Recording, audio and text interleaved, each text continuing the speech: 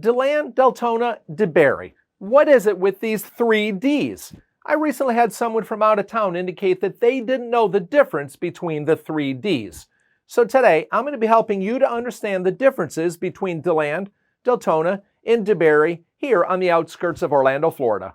First, let's understand the geography of each of these cities. Let's start down south around Orlando and head up I-4 for about 30 minutes. Upon crossing Lake Monroe at exit 108, on the east side is Deltona and on the west side is DeBary. DeLand is then about 10 miles north of this point. So it's kind of like a little triangle with Orange City in the middle of these three Ds. They're all about 25 or 30 minutes west of New Smyrna and Daytona Beaches and about an hour and a half east-southeast of Ocala, Florida. These three cities all have similar costs of housing, although at the end of this video, I'll be addressing the most affordable housing in this entire area. The overall cost of living is similar, and it's typically the same group of people that live in these cities. Those working in Orlando all commute to these cities on a regular basis, and they're all, for the most part, they're pretty much blue-collar cities. So we've addressed some of the similarities, but how are they different? Well, since we started with Deltona before, let's continue with Deltona, the southeast of these three cities. Now, it's important to note that Deltona is one gigantic residential neighborhood of right around 97,000 people, and it has the highest population density of any of these three Ds. It was built out back in the 60s by these two guys, the Mackle brothers, and they built vacation homes for snowbirds, so there's a lot of these older homes. However, there are even more homes built out in the 80s, 90s, and the 2000s. Well, and they're still being built out quite a bit as I record this today. There aren't many homeowners associations here in Deltona. It's pretty much just home after home along small winding streets without any huge variance in cost of these homes. So you won't see too many million-dollar homes, but you won't see many rundown shacks either. The new construction in Deltona is primarily just individual lots being bought up and then built on by smallish investors. So there are quite a few options for new construction if you don't want to be in an HOA. Because of Deltona's apparent lack of street planning, I still need a GPS when getting around Deltona even after all these years. Aside from a few grocery stores, a Walmart, and a Lowe's, there isn't much to do in Deltona. As of the production of this video, the median sale price of a home in Deltona is right around $310 grand, which is really quite a bit less than its neighbors to the south heading back towards Orlando. Before we get to the second D, if you're finding value here, do me a huge favor and hit that like button. If you'd like to see more videos just like this, then hit the subscribe button, and more importantly, click that little notification bell. Of course, if you have real estate needs anywhere here in Central Florida, simply pick up the phone and give us a call. Next, let's look at DeBary. Well, DeBary is west of Deltona, over on the other side of I-4. DeBary doesn't have all those winding streets, and DeBary just has a little bit different feel than Deltona. Some would say that DeBary has a small-town feel to it. The streets are generally planned out and run more like a typical city. While DeBary does have a bunch of older homes like Deltona, it's really the homeowners associations that differentiate DeBary, many of which were built out in the 2000s.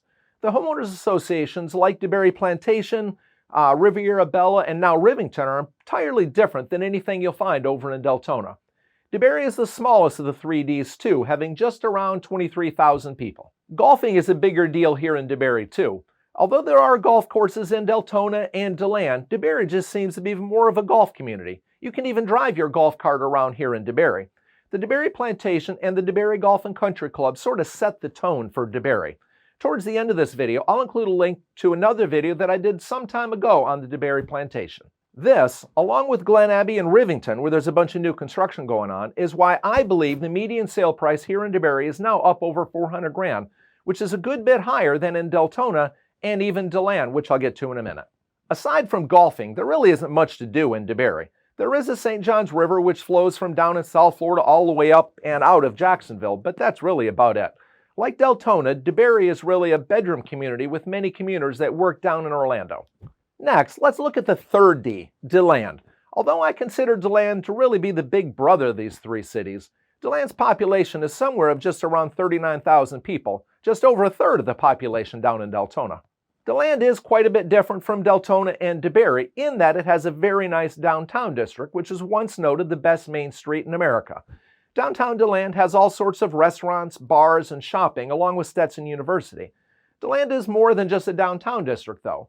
They've got an airport, they've got shopping, and much more commercial activity than DeBary or Deltona. The median sale price of a home in DeLand is right around $355 grand. Although some consider DeLand to be nicer than Deltona and DeBary due to the commercial presence in the communities like Victoria Park and the Reserve at Victoria, DeLand also has some lower income housing that Deltona and DeBary just doesn't have. Like DeBary, DeLand has several neighborhoods that are quite distinguishable from other areas, and it seems like there's always a new construction community being built out here in DeLand. I'd be remiss if I didn't address DeLand's historical homes, which is a big differentiator between DeLand and Deltona and DeBary. Although DeBary does have a small section of historical homes, DeLand has quite a few, most of which are near the downtown area. I'm unaware of any historical type homes anywhere in Deltona at all. Another difference between DeLand and DeBary and Deltona is that DeLand extends out into Lake County.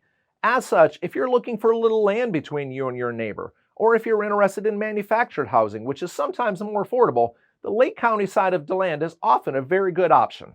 Of course, what I mentioned about Deltona, DeBary, and DeLand is really just the tip of the iceberg. We've got numerous videos on our channel with all sorts of details on these 3 Ds, so check them out. Locals, what do you think are important points that I've left out here? Let me know your thoughts in the comments below. Thanks for watching, and I'll see you soon.